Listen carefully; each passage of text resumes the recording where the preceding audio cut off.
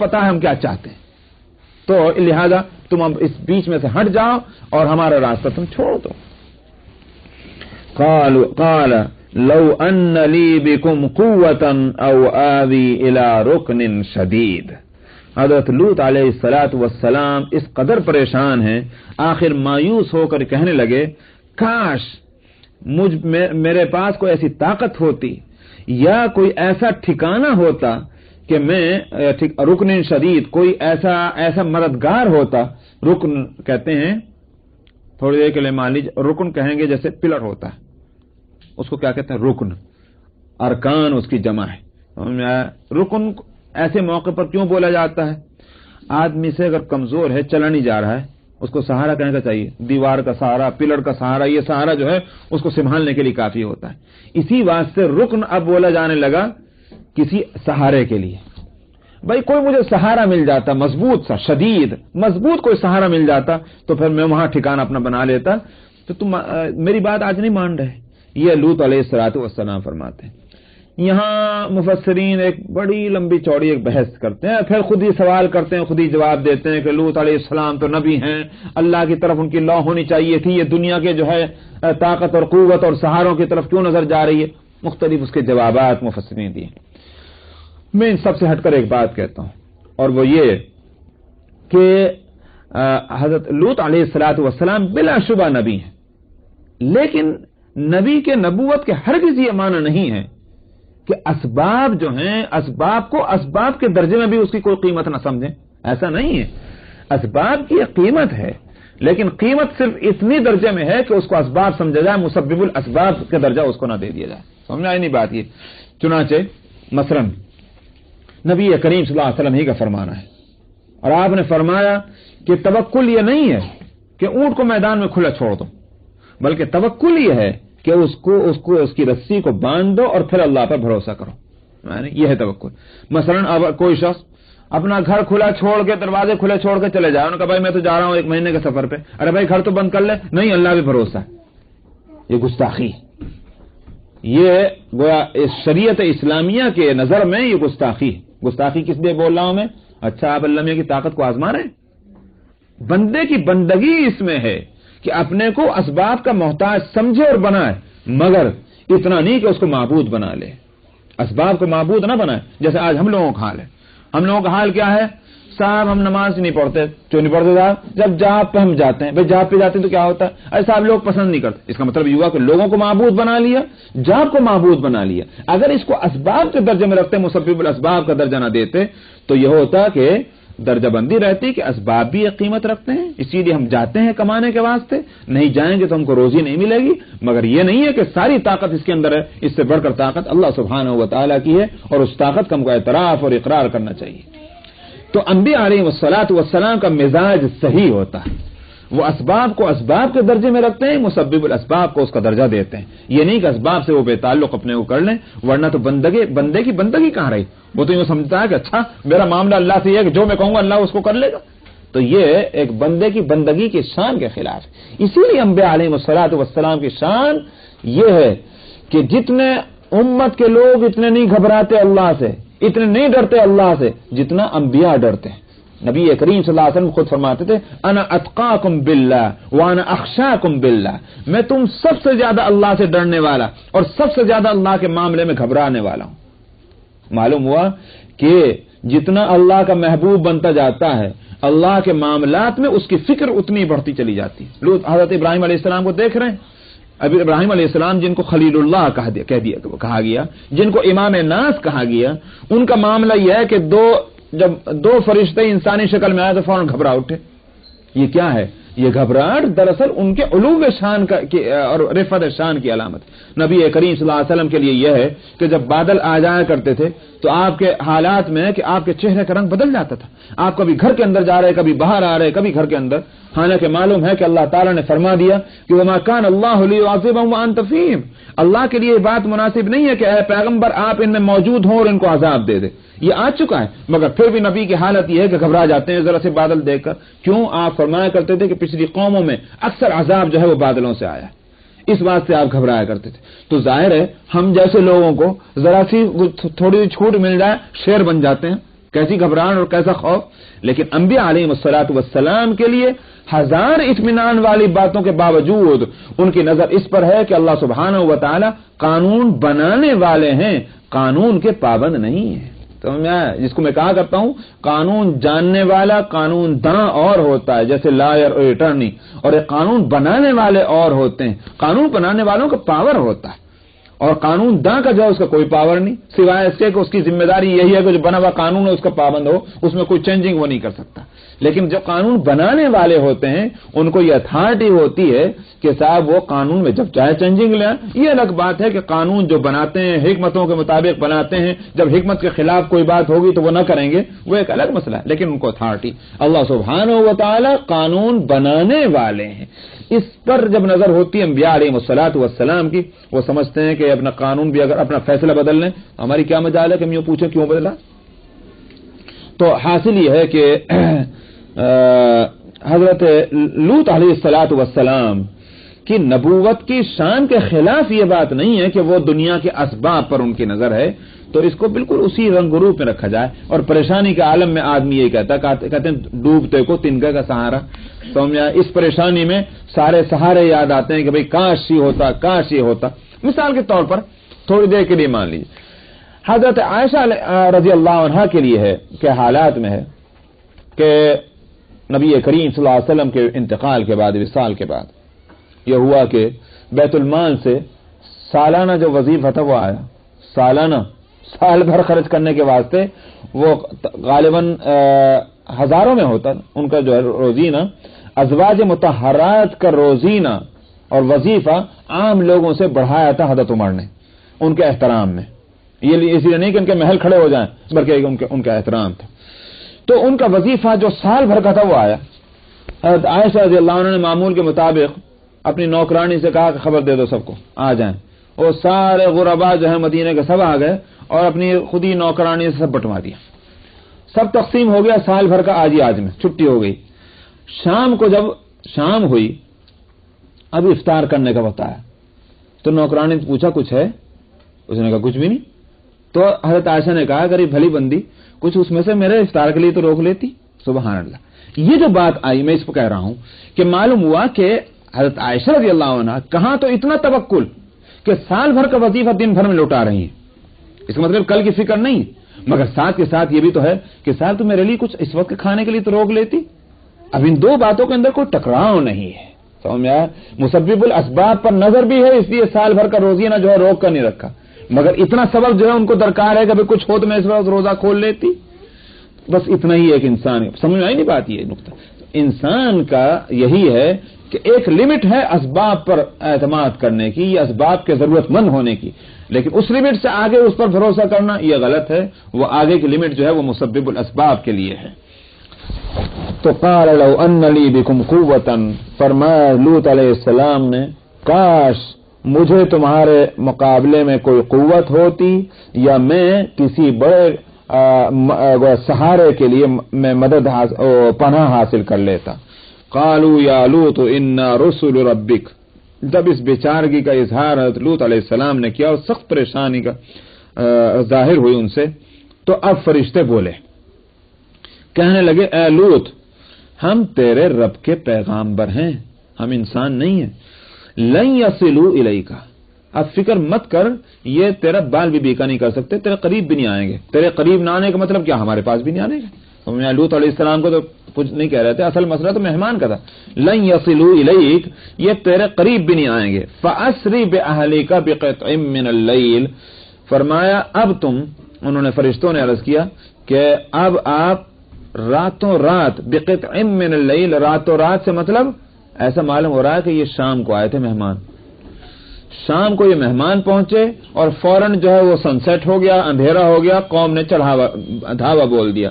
اب اس پریشانی میں رات, تو انہوں نے کہا کہ جب رات کا تھوڑا سا حصہ رہ جائے, قطع من اللیل, قطع ٹکڑے کو کہتے ہیں, جب رات کا تھوڑا حصہ رہ جائے تو فاسری, اسرا کہتے ہیں رات کی اندھیری میں چلنے کو. اسی واسطے سبحان الذی اسرا بعبدہ, پاک ہے وہ ذات جو اپنے بندے کو راتوں رات لے گیا. تو رات کی اندھیری میں سفر کرنا جو ہے اس کو اسرا کہتے ہیں. फअस्री, इससे तो ये बात समझ में आई कि रात के अंधेरे में जाना है। बिक़ित्अम मिन अल-लैल से ये बात मसला समझ में आया जब रात का आखिर हो जाए, रात का एक टुकड़ा रह जाए, तो अपने घर वालों को ले चल तू रात के आखिर हिस्से में, वला यल्तफित मिनकुम अहदुन, और देखना तुम में से कोई पलट कर पीछे ना देखे। बस ना किसी में चले जाना तुम शहर से बाहर, कोई तुम में से पीछे पलट कर ना देखे। इल्ला इम्राअतक, मगर तुम्हारी बीवी। इल्ला इम्राअतक की ये माना नहीं है कि तुम्हारी बीवी को इजाजत है पीछे पलट कर देख ले, बल्कि ये इत्तला ये है कि तुम्हारी बीवी नहीं करेगी, मतलब वो पीछे पलट कर देखेगी। समझ में आया? ये इसलिए नहीं कि भाई कोई ये शख्स इस तरह की बात करने लगे भाई औरत का मिजाज ही ऐसा होता हो, ऐसी कोई बात नहीं, बल्कि वो खुद उनके अंदर सरकशी है।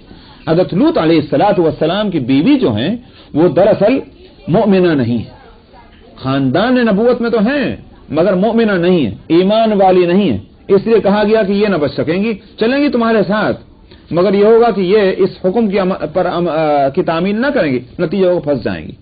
इल्ला इम्राअतक की खुद कुरान हकीम में दूसरी जगह इसकी इत्तला दी, दरबल्लाहु मसलन लिल्लज़ीन कफरू इम्राअत नूह व इम्राअत लूत। अल्लाह मिसाल देता है काफिर औरतों की, एक तो हज़रत नूह अलैहिस्सलाम की बीवी और दूसरे लूत अलैहिस्सलाम की बीवी। तो मालूम हुआ कि दोनों की बीवियां जो हैं वो मोमिना नहीं, काफिरा हैं। जहां तक इसका ताल्लुक है, ईमान का निकाह के लिए शर्त होना ये हमेशा का मसला नहीं है, ये खुद इस शरीयत का, सिर्फ इस शरीयत का मसला है, वो भी बिल्कुल शुरू से नहीं है, बल्कि ये कि मदीना मुनव्वरा के अंदर ये मसला हुआ। चुनांचे आप देखते हैं कि सूरह बकरा जो है मदनी सूरह है, मदीना मुनव्वरा के नाजिल होने वाली सूरह है, उसके अंदर ये आयत नाजिल हुई, वला तनकिहुल मुशरिकात हत्ता युमिन, और तुम मुशरिक औरतों से मत निकाह करो जब तक कि वो ईमान न ले आए। और इसी तरह से क्या नाम, मुशरिक मर्दों से भी निकाह को रोका गया उसी आयत में जब तक वो ईमान न लाए। वो आयत वहां देख लीजिएगा सूरह बकरा में। तो मदीना मुनव्वरा में कब बाद हिजरत जो है यह मसला आया कि एक मोमिन की शादी जो है वो मुशरिका से, और एक इसी तरह से मोमिना की शादी मुशरिक से नहीं और काफिर से नहीं हो सकती, लेकिन उससे पहले यह मसला नहीं था। इसीलिए नबी करीम सल्लल्लाहु अलैहि वसल्लम की दो बेटियों की शादी जो है वो मुशरिकीन मक्का में से हो चुकी, पहले हो चुकी थी कबल हिजरत, तो उस वक्त जायज था।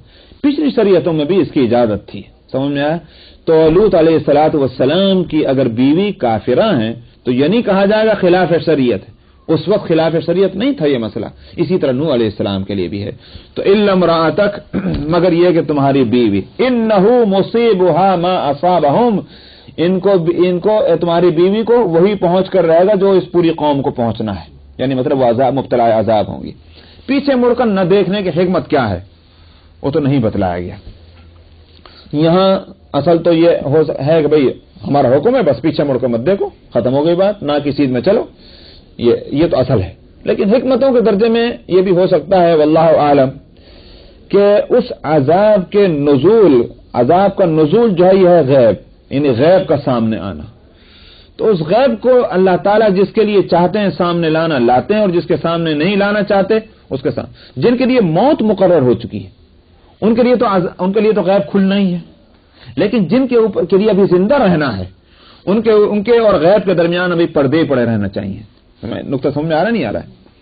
मसलन किसी की मौत जब आती है तो मलकुल मौत आता है नहीं रूह कब्ज़ करने का, और हदीस में आता है फरिश्ते बड़ी भयानक शक्ल बनाकर आते हैं अगर कोई गुनहगार बंदा है, कब्र में नहीं बल्कि इसी दुनिया में, और भयानक शक्लों से उसकी रूह निकालने के लिए आते हैं। अगर अच्छा बंदा है तो निहायत खुशगवार शक्ल और सूरत और जिससे कि कशिश हो उस शक्ल में आते हैं। मालूम होता है गैब खुल रहा है इस पर।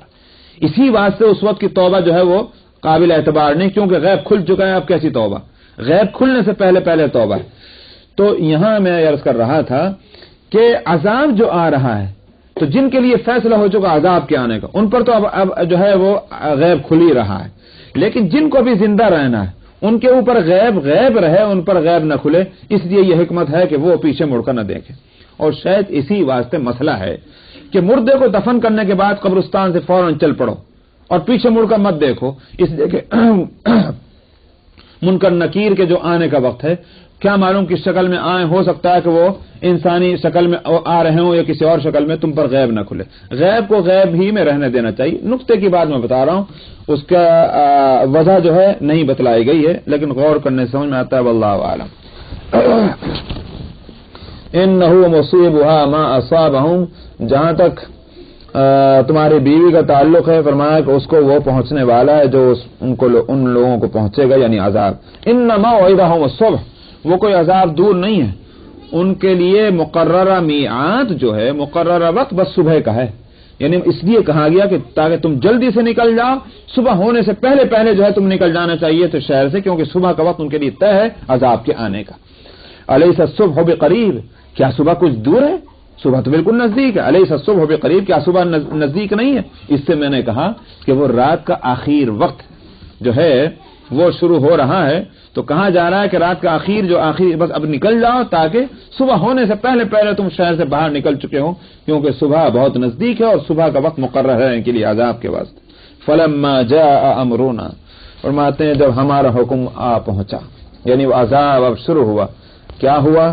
جعلنا عالیہا سافلہا وامطرنا علیہا حجارۃ من سجیل، ہم نے اس کے اوپر کو نیچے کر دیا۔ یعنی کیا مطلب؟ اس کو کہتے ہیں مفسرین کہ زمین کا وہ ٹکڑا جس میں وہ بستیاں تھیں، سدوم اور عامورہ، وہ دو بستیاں جس میں قوم لوط بستی تھی، اس پوری دو بستیوں کی اس زمین کو زمین سے الگ کر کے اٹھایا، فضا میں لے جا کر اس کو اوندھا کر دیا۔ یہ ہے جعلنا عالیہا سافلہ، ہم نے جو اس کا اوپر تھا اس کو نیچے کر دیا تو اوندھا، اس کو بستی اوندھی ہو گئی۔ وَأَمْطَرْنَا عَلَيْهَا حِجَارَةً، اوپر سے ہم نے پتھروں کی بارش کر دی۔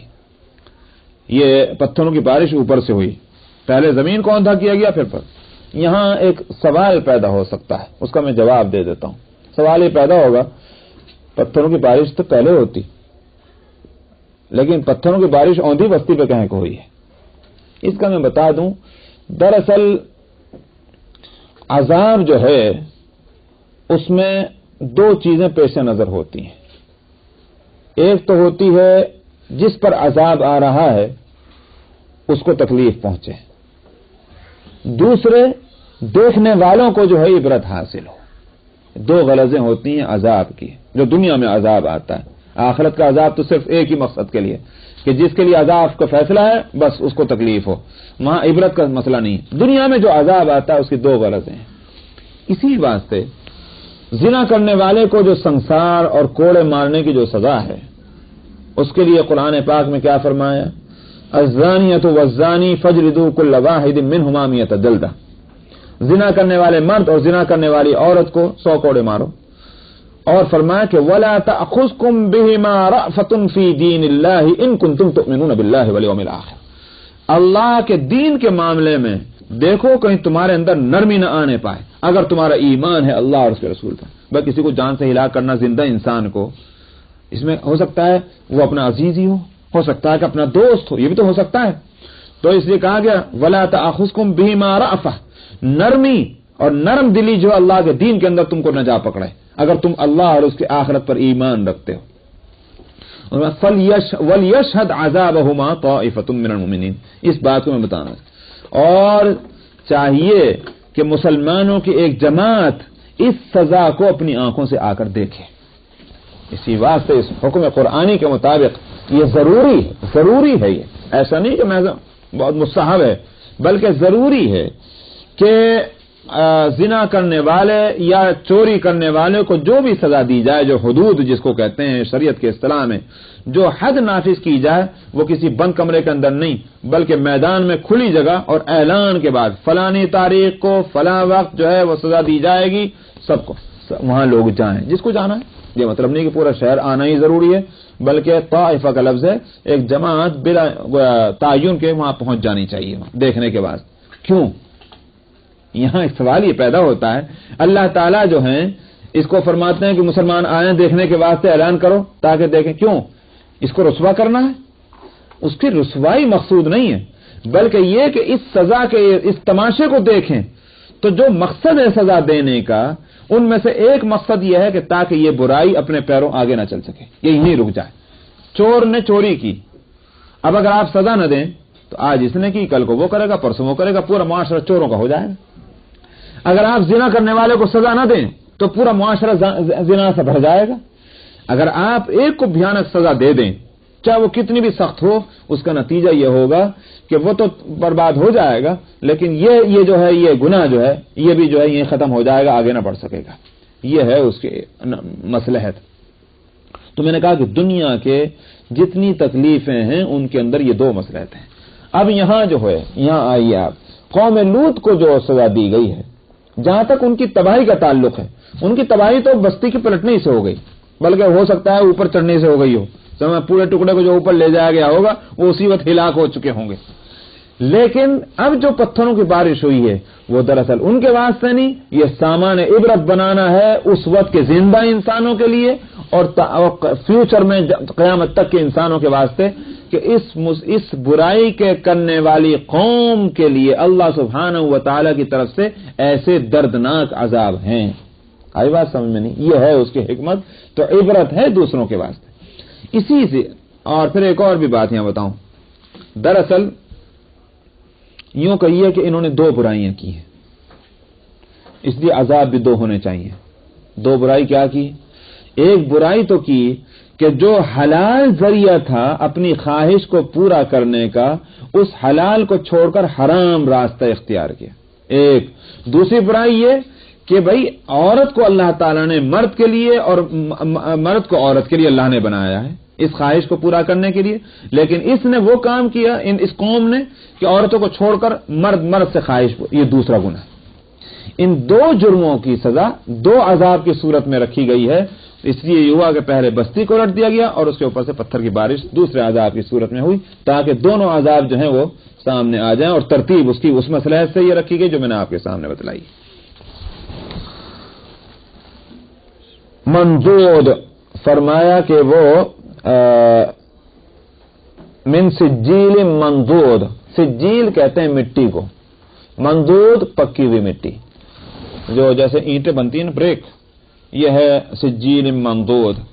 تو پکے ہوئے جیسے بالکل جو کیا کہتے ہیں وہ جھاما جو ہو جاتا ہے بہت سخت جلا ہوا، وہ بڑی سخت ہوتی ہے وہ۔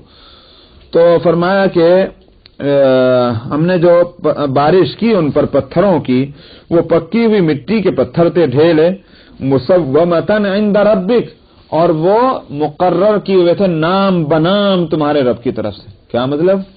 یہ ڈھیلا فلاں کو لگنا ہے اور یہ پتھر فلاں کو لگنا ہے، مسومتن عند ربک، وہ نامزد تھے آپ کے رب کے نزدیک۔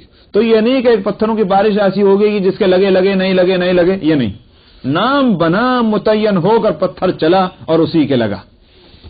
وما هي من الظالمین ببعید، فرمایا کہ یہ جو حضرت لوط علیہ السلام کی قوم جو ہے وہ ان ظالموں سے کوئی دور تھوڑی ہے۔ کن ظالموں سے؟ یہ مکے والے، سن لے یہ مکے والے، یہ جاتے رہتے ہیں وہاں اپنے سفر میں۔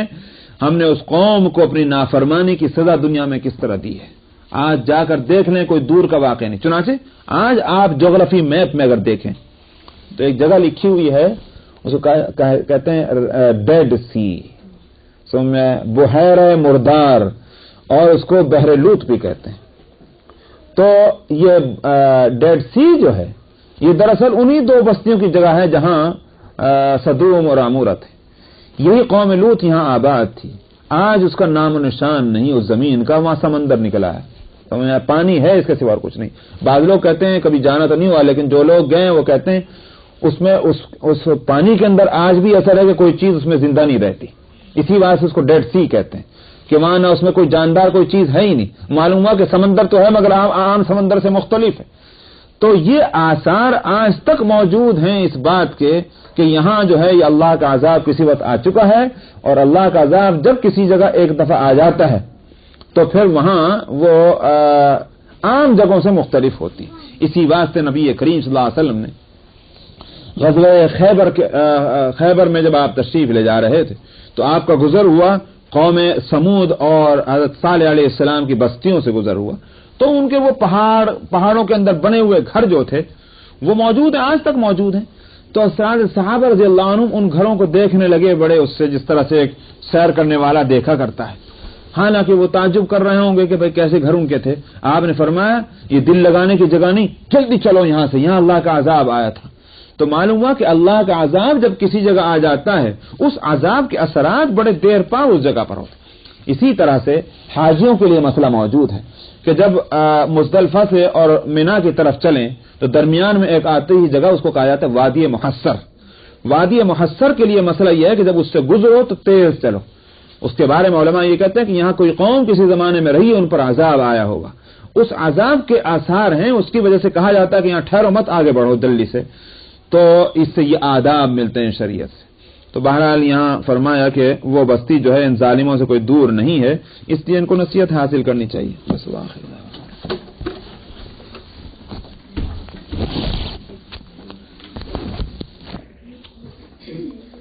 सूरा हूद आयत नंबर 84।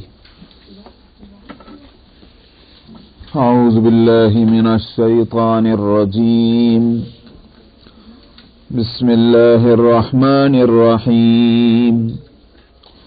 व इला मदियन अखाहुम शुआइबा क़ाल या क़ौमि अअ्बुदुल्लाह मा लकुम मिन इलाहिन ग़ैरुहु वला तंकुसुल मिक्याल वल मीज़ान इन्नी अराकुम बिखैरिन व इन्नी अखाफु अलैकुम अज़ाब यौमिन मुहीत। वया कौमि औफुल मिक्याल वल मीज़ान बिलक़िस्ति वला तबख़सुन नास अश्याअहुम वला तअसौ फिल अर्दि मुफ़्सिदीन। बक़िय्यतुल्लाहि ख़ैरुल लकुम इन कुन्तुम मुअ्मिनीन वमा अना अलैकुम बिहफ़ीज़। क़ालू या शुअैब असलातुक तअमुरुक अन नत्रुक मा यअबुदु आबाउना औ अन नफ़अल फ़ी अम्वालिना मा नशा इन्नक लअंतल हलीमुर रशीद। क़ाल या क़ौमि अरअय्तुम इन कुन्तु अला बय्यिनतिन मिन रब्बी व रज़क़नी मिन्हु रिज़क़न हसना वमा उरीदु अन उखालिफकुम इला मा अन्हाकुम अन्हु इन उरीदु इल्लल इस्लाह मस्ततअत वमा तौफीक़ी इल्ला बिल्लाह अलैहि तवक्कलतु व इलैहि उनीब। वया कौमि ला यजरिमन्नकुम शिक़ाक़ी अन युसीबकुम मिस्लु मा असाब कौम नूहिन औ कौम हूदिन औ कौम सालिह वमा कौम लूतिन मिनकुम बिबईद। वस्तग़फिरू रब्बकुम सुम्मा तूबू इलैहि इन्न रब्बी रहीमुन वदूद। क़ालू या शुअैब मा नफ़क़हु कसीरन मिम्मा तक़ूलु व इन्ना लनराक फ़ीना ضعीफ़ा वलौला रहतुक लरजमनाक वमा अन्त अलैना बिअज़ीज़। क़ाल या क़ौमि अरहती अअज़्ज़ु अलैकुम मिनल्लाह واتخذتموه وراءكم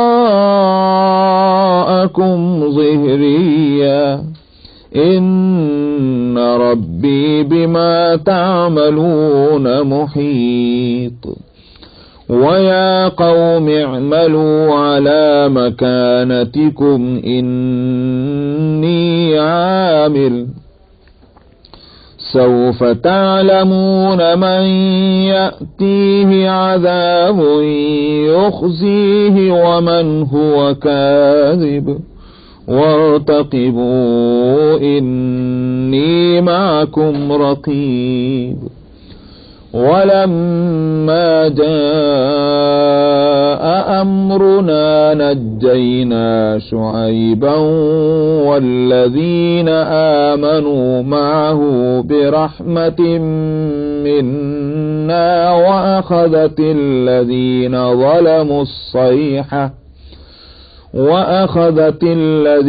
ظلموا الصيحة فأصبحوا في ديارهم جاثمين كأن لم يغنوا فيها ألا بعدا لمدين كما بعدت ثمود صدق الله العظيم.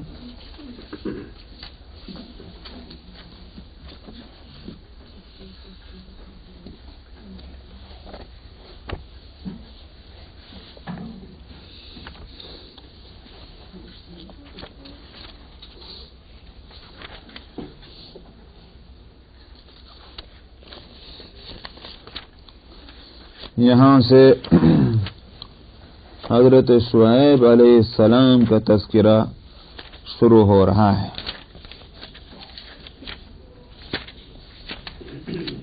جو مدین میں تھے.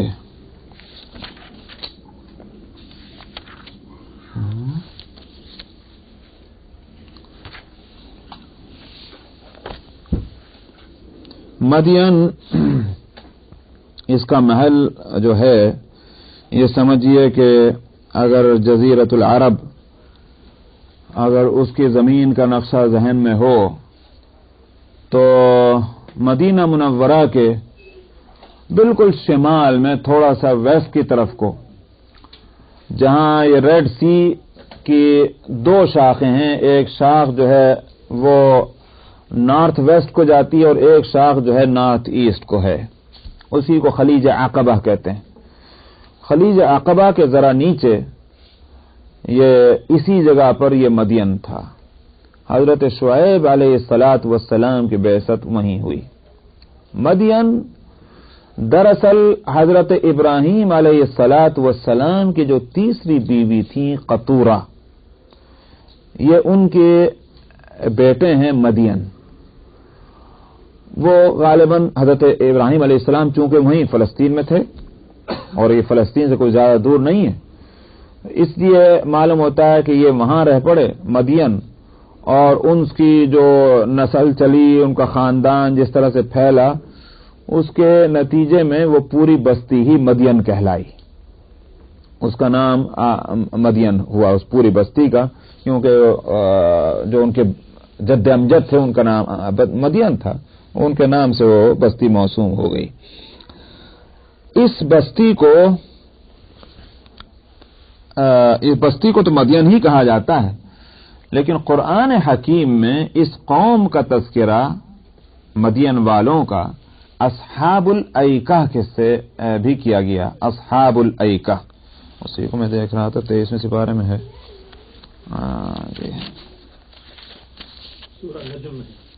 نہیں یہاں سورہ نجم میں کذب اصحاب الایکۃ المرسلین اذ قال لهم شعیب، وہ دیکھ رہا ہوں میں. اچھا جی، تو یہ سورہ صافات ہے. اس کے بعد ابراہیم نہیں 19ویں سپارے میں، نے 23 میں غلط کہا، جب تو گڑبڑ ہو رہی. یہ آئی بات، یہ آ گیا 19ویں سپارے سورہ شعراء میں، صفحہ نمبر ہے 388. 388 اس میں آیت نمبر ہے 176. 176 اس میں لفظ آیا کذب اصحاب الایکۃ المرسلین کہ جھٹلایا اصحاب الایکہ نے پیغمبروں کو. آگے اس کے بعد ہے اذ قال لهم شعیب، جب ان سے شعیب نے کہا. یہاں اس بات کو ابھی اس کو بند نہ کیجئے مگر ادھر آئیے جہاں یہاں لفظ ہے وَإِلَى مَدْيَنَ أَخَاهُمْ شُعَيْبًا، اور ہم نے بھیجا مدین کی طرف ان کے بھائی شعیب کو. یہاں لفظ بھائی لائے ہیں، وہاں بھائی کا لفظ نہیں لائے. جبکہ وہاں اور دیکھیے ابھی آپ، جبکہ وہ جو صفحہ آپ نے کھولا ہوا ہے 388، آپ اس سے اور اگر پہلے دیکھیں مثلا یہ کہ 387 صفحہ کھول لیں تو کذبت قوم لوط المرسلین آیت نمبر 160 ہے. کذبت قوم لوط المرسلین، جھٹلایا قوم لوط نے پیغمبروں کو اذ قال لهم اخوهم، جب ان سے ان کے بھائی لوط نے کہا. تو ہر ایک قوم کا جہاں تذکرہ آیا لفظ اخ آیا ہے کہ ان کے بھائی نبی نے کہا، جو اس بات کو بتلانے کے لیے کہ ان کا غیر نہیں تھا، انہی میں کا تھا. سمجھ میں آئے بات نہیں، اس لیے لفظ اخ استعمال کیا، انہی کے بھائی. تو کیونکہ ہر نبی اپنی قوم میں اسی قوم میں بھیجا جاتا ہے کہ جس قوم کو وہ ایک فرد ہے. حضرت شعیب علیہ الصلوۃ والسلام بھی اللہ سبحانہ و تعالیٰ کے اس معمول کے مطابق اصحاب مدین کی طرف نبی بنائے گئے اور اصحاب مدین ہی کے برادری کے تھے. مگر مجھے یہاں ایک نقطہ بتانا ہے اور وہ یہ کہ اصحاب الایکہ کہ جب یہ لفظ لائیں تو اخ کا لفظ استعمال نہیں کیا، اور اصحاب مدین جب کہا گیا الی مدین تو وہاں لفظ اخ استعمال کیا گیا. اس فرق کو میں بتلاؤں. اصل میں مدین تو میں نے جیسے کہا کہ بستی ہے، اصحاب مدین سے مراد مدین والے. اصحاب الایکہ جو ان کو کہا گیا ہے وہ اس کی خاص وجہ ہے. الایکہ دراصل ایک ایسی جس کو کہیے بہت ہی گھنی جو بش ہوتی ہے نا، جھاڑی، اس کو کہتے ہیں ایکہ. ایک درخت تھا، خود بخود اگایا تھا، بہت قدیم رہا ہوگا. اس کی قدامت کی وجہ سے جیسے ہندوؤں میں بھی دیکھا نا، بعض خاص قسم کے درختوں کو وہ اس کی پوجا ہی شروع کر دیتے ہیں. سمجھ میں آیا؟ جو جتنے عجیب قسم کے درخت ہوں گے، جتنے عجیب قسم کے جانور ہوں گے، سب ان کے جو ہے دیوتا بن جاتے ہیں. تو اسی طرح غالباً یہ بات پرانی ہے. وہاں اصحاب الایکہ تو وہاں ایک درخت تھا، کوئی خاص قسم کا درخت ہوگا، بستی والوں نے اس کو اپنا بنا لیا دیوتا، اسی کی پوجا شروع ہو رہی، اسی پہ چڑھاوے ہو رہے تھے. اس نسبت سے ان کو اصحاب الایکہ کہا جاتا تھا. سمجھ میں آیا؟ اس عمل کی وجہ سے اس درخت کی طرف نسبت کرتے ہوئے لوگ ان کو اصحاب الایکہ کہتے تھے. اللہ تعالیٰ نے ان کو اصحاب الایکہ کہا کیونکہ اسی نام سے مشہور تھے. مگر جب اصحاب الایکہ کہا تو حضرت شعیب علیہ السلام کے لیے لفظ اخ استعمال نہیں کیا، کیونکہ اس کے معنی تو یہ ہوگا کہ پھر اس نسبت سے بھی ان کے بھائی ہو گئے. لیکن جب مدین کا لفظ استعمال کیا تو چونکہ وہ بستی کا نام ہے، تو بستی کا جب تذکرہ آیا تو اس اعتبار سے تو ان کو بھائی کہا جا سکتا ہے کیونکہ بستی کی طرف نسبت ہو رہی ہے. اس واسطے وہاں جب بستی کا لفظ آیا تو لفظ اخ استعمال کیا، جب الایکہ کا لفظ آیا تو پھر الاخ استعمال نہیں کیا. تو اس سے یہ نہ سمجھا جائے کہ حضرت شعیب علیہ السلام ان کی برادری کے نہیں تھے، مگر اس وجہ سے کہ کہیں اس عمل کی نسبت سے ان کے ذات شریک نہ مانا جائے، وہاں لفظ اخ استعمال نہیں کیا گیا. یہ ایک نقطہ ہے. وَإِلَى مَدْيَنَ أَخَاهُمْ شُعَيْبًا، اور ہم نے مدین کی طرف ان کے بھائی شعیب کو نبی بنا کر بھیجا. کہا اس نے اے لوگو، اے میری قوم، اللہ کی عبادت کرو کہ اس کے سوا کوئی معبود نہیں. یہ تو ایک وہ دعوت ہے کہ ہر نبی کی زبان سے یہ نکلا. اور شاید میں نے ایک دفعہ اور بھی کہا تھا، آپ جتنے پیچھے پڑھتے چلے آئے ہیں قوموں کے واقعات، اذ قال لقومه اعبدوا الله ما لكم من اله، سب جگہ دیکھ لیجئے آپ. مثلا اس سے پہلے آیا ہے وَإِلَى ثَمُودَ أَخَاهُمْ صَالِحًا، 219 پر ہے، 219 پر ابھی جو یہ تو 219 پر وَإِلَى ثَمُودَ أَخَاهُمْ صَالِحًا قَالَ يَا قَوْمِ اعْبُدُوا اللَّهَ مَا لَكُم مِّنْ إِلَٰهٍ غَيْرُهُ. وہی لفظ ہے نہیں کہ اللہ کی عبادت کرو جس کے سوا کوئی معبود نہیں. اس سے پہلے آپ دیکھیں مثلا وَإِلَى صفحہ 218 پر وَإِلَى عَادٍ أَخَاهُمْ هُودًا قَالَ يَا قَوْمِ اعْبُدُوا اللَّهَ مَا لَكُم مِّنْ إِلَٰهٍ غَيْرُهُ. حضرت ہود نے بھی کیا کہا، اے میری قوم اللہ کی عبادت کرو جس کے سوا کوئی معبود نہیں. ایک ہی لفظ قرآن پاک استعمال کر رہا ہے. ارے صاحب واقعے کو نقل کرنے میں کچھ لفظوں کا بھی تو فرق ہوا ہوگا. ایسا کیا سارے نبیوں نے ایک ہی زبان تھوڑی استعمال کی تھی؟ لیکن میں ایک نقطہ بتانا چاہتا ہوں تاکہ انبیاء کی بنیادی تعلیم کی یکسانیت معلوم ہو. آپ فرق سمجھ کیا میں عرض کر رہا ہوں؟ انبیاء کی تمام انبیاء کی جو بنیادی تعلیم تھی اس کی یکسانیت معلوم ہو. اللہ تعالیٰ نے اس کو نقل کرنے میں الفاظ بھی ایک ہی رکھے ہیں تاکہ یہ معلوم ہو جائے کہ ہر نبی کی تعلیم بنیادی طور پر ایک ہی رہی ہے, اس میں لفظوں کا بھی فرق نہیں ہے. اگرچہ لفظوں میں فرق آیا ہوگا ضرور, کسی نے ظاہر ہے کہ کوئی زبان استعمال کی ہوگی, کسی نے کوئی زبان استعمال کی ہوگی, لیکن اللہ تعالیٰ نے نقل کرتے وقت الفاظ بھی ایک اس لیے رکھے تاکہ انبیاء کی تعلیم کی وحدت اور یکسانیت جو ہے وہ سامنے آ جائے. کیونکہ یہ بات ہے کہ یہ محمد جو ہے نئی نئی باتیں کرتے ہیں, کہاں سے لا رہے ہیں؟ ارے بے وقوف, نئی باتیں نہیں کرتے. از آدم تا ایدم, حضرت آدم علیہ السلام سے لے کر عیسیٰ علیہ السلام تک ہر نبی کی تعلیم ایک ہی رہی ہے. اس تسلسل کو بتلانے کے واسطے اللہ تعالیٰ نے الفاظ بھی ایک ہی رکھے, اور نہ اللہ کے الفاظ کی کوئی کمی ہے. اگر ہم لوگ جو ہیں بڑے ادیب بن جاتے ہیں اور الفاظ ایک سے ایک بڑھ کر لاتے ہیں, اور چنانچہ عربوں کے اندر تو یہ وہ تھا بعض ادیبوں کے تعلق سے, مثلا جاہز کے بارے میں ہے کہ جاہز غالباً جو زندگی میں ایک مرتبہ جو سینٹنس یوز کر لیتا تھا, جو ترکیب اس کی سیٹنگ اس سینٹنس کی, دوبارہ کبھی بھی اس سینٹنس کو اس طرح نہیں استعمال کرتا تھا. اپنی توہین سمجھتا تھا کہ میں اس سینٹنس کو اسی طرح لاؤں, نئی ترکیب کے ساتھ لاتا تھا. اتنا کنٹرول تھا اس کو زبان کے اوپر عربی کے اندر. اگر بندوں کی یہ شان ہے تو اللہ میں کیا خزانہ کوئی کم ہے الفاظ کا؟ مگر میں نے کہا کہ اس لیے تاکہ انبیاء کی تعلیم کی یکسانیت معلوم ہو. تو یہاں انہی الفاظ کو اس طرح سے لایا گیا, اے میری قوم اللہ کی عبادت کرو کہ جس کی سوا کوئی معبود نہیں تمہارے لیے, ولا تنقصوا المکیال. ایک تو تمام انبیاء کی تعلیم رہی ہے مشترک, اور وہ ہے توحید کی. ایک تعلیم کا حصہ رہا ہے ان برائیوں کو دور کرنا کہ جو برائیاں کمیونٹی میں اور معاشرے میں پھیلی ہوئی ہیں. جیسے مثلا حضرت لوط علیہ الصلوۃ والسلام نے توحید کی دعوت بھی دی, اور ساتھ میں ان میں جو بے حیائی پھیلی ہوئی تھی اس پر کافی زور دیا. حضرت موسیٰ علیہ السلام نے فرعون کو توحید کی دعوت بھی دی, اور ساتھ میں بنی اسرائیل پر جو ظلم کر رہا تھا اس ظلم سے بھی اس سے روکنے کی کوشش کی. تو انبیاء علیہ الصلوۃ والسلام کی تعلیم کے دو حصے ہیں. ایک حصہ کامن ہے ہر نبی کی تعلیم جو سے متعلق, اور ایک حصہ ہے ان برائیوں سے متعلق جو اس معاشرے میں. یہاں قوم شعیب یا اصحاب مدین کے اندر شرک کے علاوہ, کفر کے علاوہ جو چیز تھی وہ تھی ان کی بے ایمانی بزنس کے اندر. تو لینا اور طرح, دینا اور طرح, جس کو اردو میں کہا کرتے ہیں ڈنڈی مارنا. تو ڈنڈی مار قوم تھی بزنس کے اندر, لیتی اور طرح دیتی اور طرح سے. چنانچہ وہاں فرمایا کہ وہ جو سورہ مطففین کے اندر آپ پڑھیں, وَيْلٌ لِّلْمُطَفِّفِينَ الَّذِينَ إِذَا اكْتَالُوا عَلَى النَّاسِ يَسْتَوْفُونَ وَإِذَا كَالُوهُمْ أَوْ وَزَنُوهُمْ يُخْسِرُونَ. برباد ہوں یہ حد سے بڑھ جانے والے جب یہ لیتے ہیں مال تو کہتے ہیں پورا تول کے لیتے ہیں, اور جب دیتے ہیں تو نقصان کرتے ہیں, نقصان سے دیتے ہیں. نقصان سے دینے کا مطلب کیا؟ کم تولنا. جب یہ دو طرح کی چیزیں ہوتی ہیں, یا تو تول کر دی جانے والی یا ناپ کر دی جانے والی.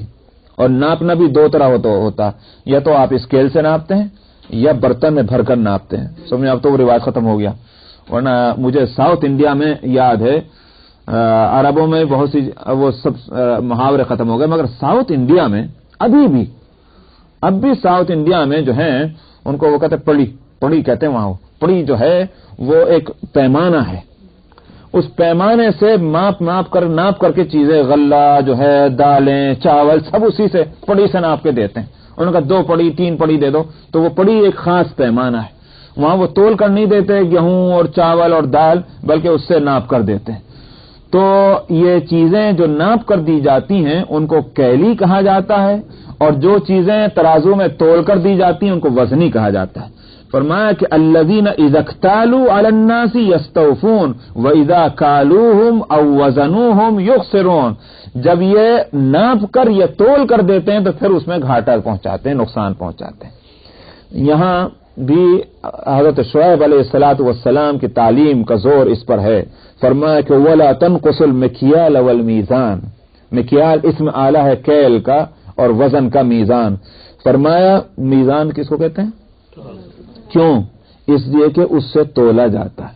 اسم آلہ ہے، اسم آلہ کہتے ہی اس کو ہیں کہ جس سے کوئی چیز کی جائے. مثلا مفتاح، فتح یفتح کے معنی آتے ہیں کھولنے کے، مفتاح کہتے ہیں کنجی کو، کیوں؟ کھولنے کے ذریعہ. تو اسی طرح سے یہ مکیال کہتے ہیں ناپنے والی چیز. چنانچہ اگر وہ کسی کپڑے کے ناپنے کی کوئی چیز اس کو بھی مکیال ہی کہیں گے. اسی طرح سے وہ جو کوئی برتن ہے جس سے ناپا جاتا ہے اس کو بھی مکیال. فرمایا کہ ولا تنقص المکیال والمیزان، اور تم ناپنے اور تولنے والی چیز کے اندر گھاٹا نہ کرو. ایسا معلوم ہوتا ہے کہ یہ انہوں نے بزنس مین کا دیکھا ہوگا نا، دو رجسٹر بنا کے رکھتے ہیں. ایک تو اصلی ہوتا ہے اور ایک ہوتا ہے وہ انکم ٹیکس والوں کے واسطے. سمجھا نہیں؟ تو ایسے ہی معلوم ہوتا ہے کہ یہ بزنس مین ایسے تھے کہ انہوں نے دو پیمانے رکھے ہوئے تھے، ایک لینے کا تھا اور ایک دینے کا تھا. سمجھا؟ تو محض اپنے ہاتھ کی حرکت سے نہیں کرتے تھے بلکہ انہوں نے پیمانے ہی دو رکھے ہوئے تھے. فرمایا کہ تم نقصان نہ کرو، گھاٹا نہ کرو ناپنے والی اور تولنے والی چیز کے اندر. پیمانوں کو درست رکھو، صحیح رکھو. ایک مرتبہ نبی کریم صلی اللہ علیہ وسلم بازار سے گزر رہے تھے مدینہ منورہ کی. تو اپنے ملکوں کی آپ کو